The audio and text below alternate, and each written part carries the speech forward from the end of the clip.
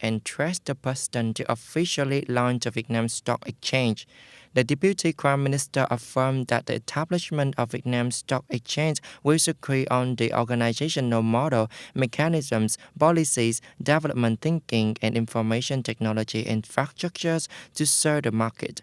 In particular, the introduction of Vietnam Stock Exchange will unify the segments of the market that are still scattered, thereby better attracting domestic and foreign investment flows, helping to increase the size and position of Vietnam's stock market for interaction and linkage. The Ministry of Planning and Investment has just held an online meeting of the 6 working groups, including the following localities: Kon Tum, Gia Lai, Đắk Lắk, Bình Định, Đà Nẵng, Quảng Nam, inspect, urge, and accelerate disbursements of public investment capital in 2021. Currently, the speed of disbursements of public investment capital in these localities have not met the set demand. According to the data of localities, as of November 30th, the disbursement capital of this year's plan is 13,740 billion VND, reaching 50.3% of the plan assigned by the Prime Minister at the beginning of the year and lower than the national average, 63.86%, in which disbursed ODA capital reached a very low number, only 28.5% of the plan. There are many difficulties and obstacles mainly related to disbursements of public investment capital. According to the Mr. Trần Quang Sơn, Deputy Director of Department of Planning and Investment of Đắk Lắk Province, the objective cause is pandemic. The city was forced to quarantine according to the Directive 16, and ODA projects are limited and repaired for investment activity took longer than planned. Iron and steel prices increased. This year's rainy season is abundant in the central region.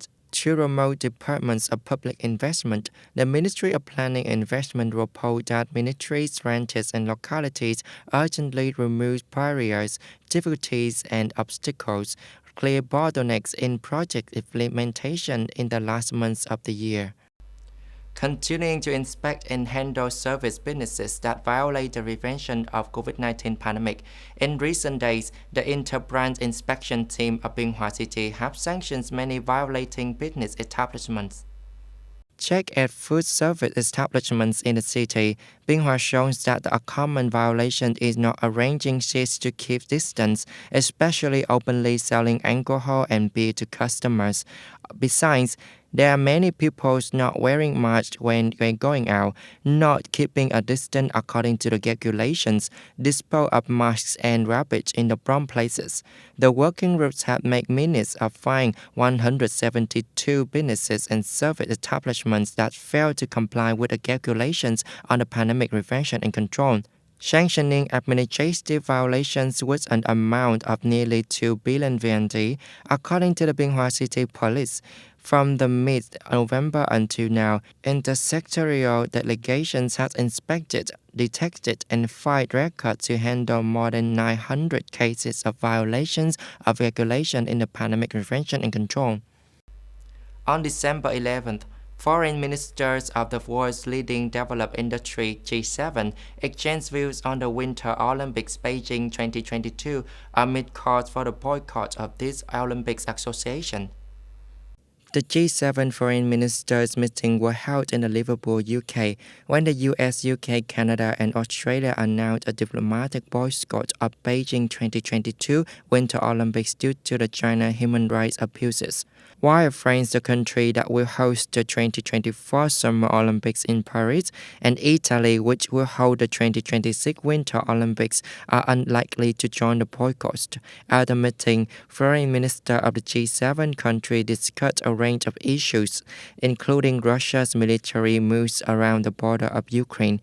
Today, for the first time, foreign ministers of G7 countries will meet with their partners from the Association of Southeast Asian Nations to seek coordination in the context of China's military build-up, as well as its asserted sovereignty in the Indo-Pacific regions.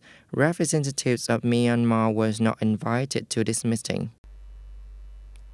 AFP news agency on December 11 reported that the Blue Origin rockets made the third private flight to the space, carrying Laura Shibachakli, 74 years old, daughter of the first American astronaut Alan Shepard. The 11-minute flight took place at the plant site in Texas, USA, bringing the craft above the command line, the boundary between the Earth's atmosphere and space, at an altitude of about 100 kilometers.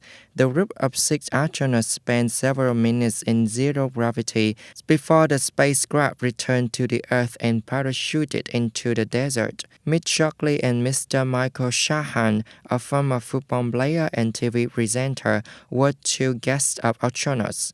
Besides, there are 4 tourists who buy tickets to space travel. That's all the news today. Thanks for watching us. Have a good time. Goodbye.